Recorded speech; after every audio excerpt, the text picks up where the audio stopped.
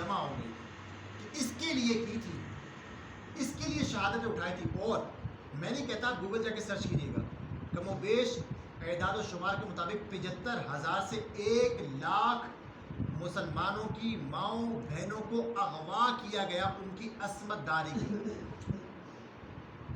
یہ بات نہیں ہے.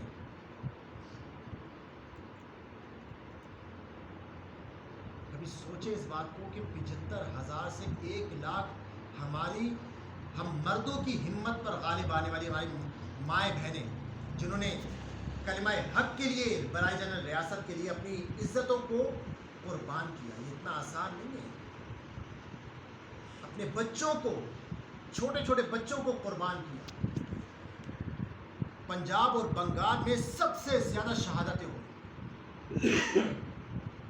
تاریخ میں آتا ہے کہ جب موجودہ انڈیا سے مسلمان بصورت ٹرین سفر کرتے ہوئے اس ملک کی طرف آتے تھے نا کہ جس کو اسلام کے نام پر بنایا جا رہا تھا، جہاں پر مسلم ریاست کا اعلان ہونے والا تھا، وہاں پر جب ان کو آتے تھے نا، جب ٹرین آتی تھی، اس قدر قتل و غارت گری کرتے تھے کہ جب دروازے کھلتے نا، سوائے لاشوں کے اور لاشوں کے ٹکڑوں کے کچھ نہ گرتا تھا. خون ٹپکتی ہوئی ٹرین وہاں سے آتی تھی اور یہاں تک پہنچتی تھی اپنی منزل تک. وہ خود تو نہ پہنچے، ان کے لاشیں پہنچے. اور آج ہم 14 اگست پہ یا اس پاکستان کے اوپر ہم کیا کر رہے ہیں؟ آج چلے ہم اگر 14 اگست کو ہی ان سب شہداء کی شہادت کو خراج عقیدت پیش کرنے کے لیے 14 اگست کو ان کی برسی مناتے ہیں، تو ہمارا انداز برسی منانے کا یہ ہو گیا کہ نیم اریاں لڑکیاں، عورتیں اسٹیج پر آتی ہیں، گانے گاتی ہیں، اچھلتی ہیں، کودتی ہیں. وہ مائیں بہنیں کہ جن کو اللہ نے بھی صفا مروہ کے بیچ میں بھاگنے کا حکم نہیں دیا، تیز چلو، بھاگنا یہاں پر بھی نہیں.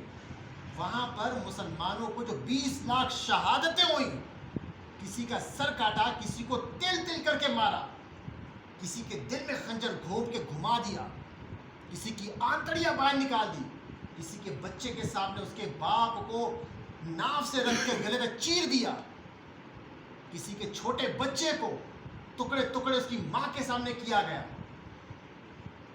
کسی کے ساتھ کس طرح ظلم و بربریت کے ساتھ، کس کے ظلم و بربریت کے ساتھ قتل کیا گیا. آج جب ان سب کی روحیں آتی ہوں گی تو دیکھتے ہوں کہ ہمارے خون پر تم ناچ رہے ہو.